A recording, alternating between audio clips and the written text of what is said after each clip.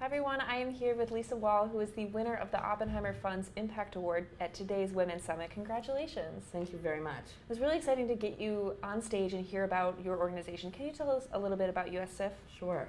So US SIF is the Forum for Sustainable and Responsible Investment. We advance the field of sustainable and impact investing, which essentially means how do you drive capital using environmental and social criteria.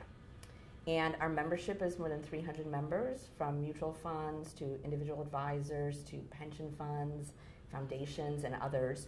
And we work together on issues related to environmental and social governance issues. So what does that mean necessarily for an organization to be a member?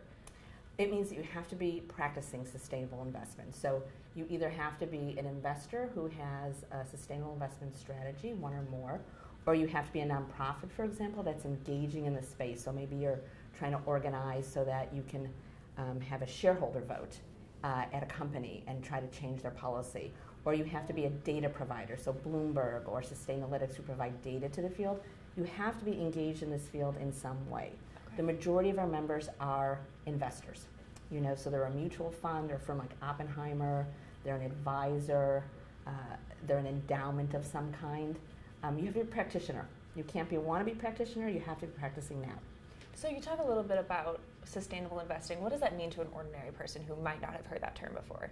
Well, I think for many ordinary people, they don't know very much about finance. So you start there, which is how do you explain the basics of finance.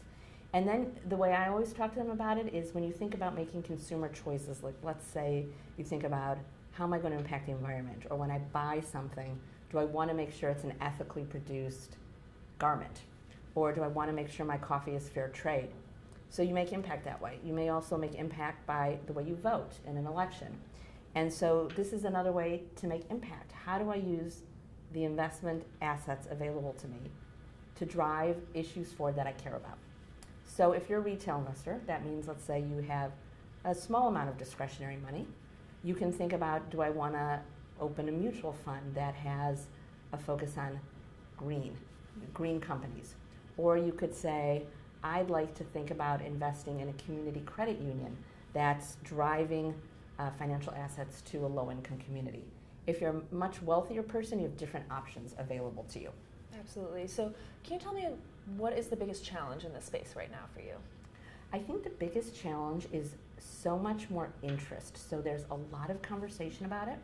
The assets are also growing dramatically. So we saw quite a big increase in assets in the sustainable investment place between our 2014 and 2016 trends report.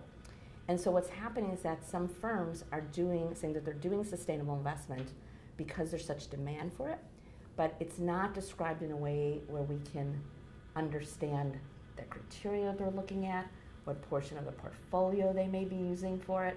And so what we want to do is find more transparency and accountability in the firms that are doing sustainable investment, so we actually understand what they're doing. So that's one challenge.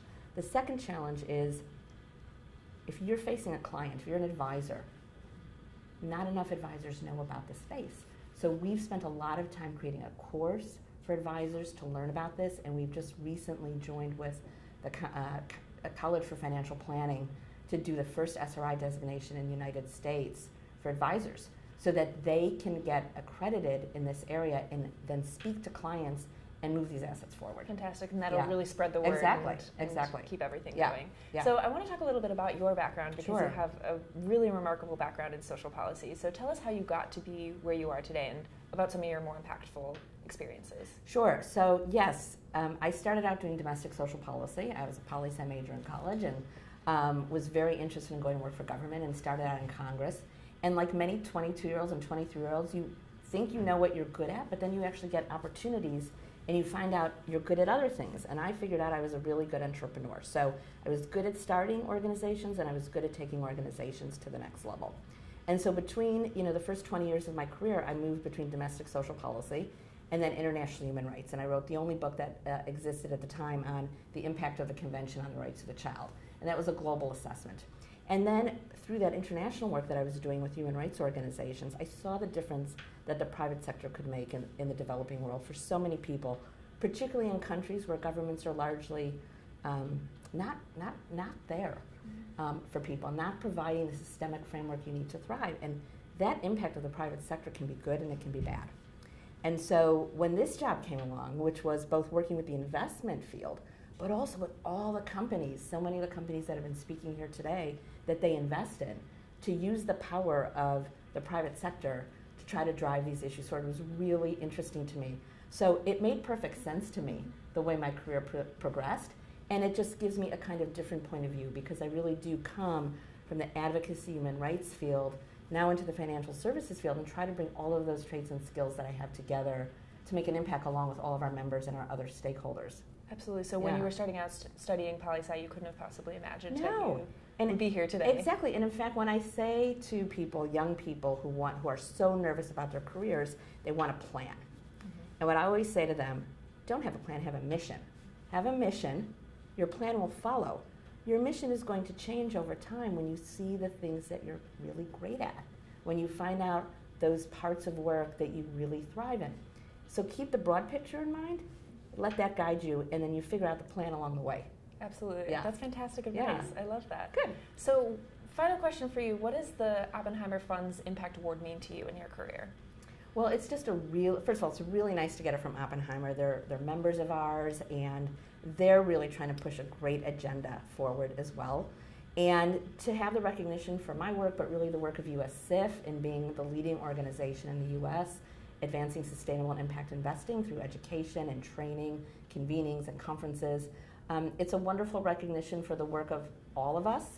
And it also says, sustainable investing is really important to the business world, the investment world, and the broader private sector. And so I think those are all great things, and I'm very appreciative. Well, congratulations. Thank you. Thank you so much for taking the time to chat with me. Thank you. I appreciate it.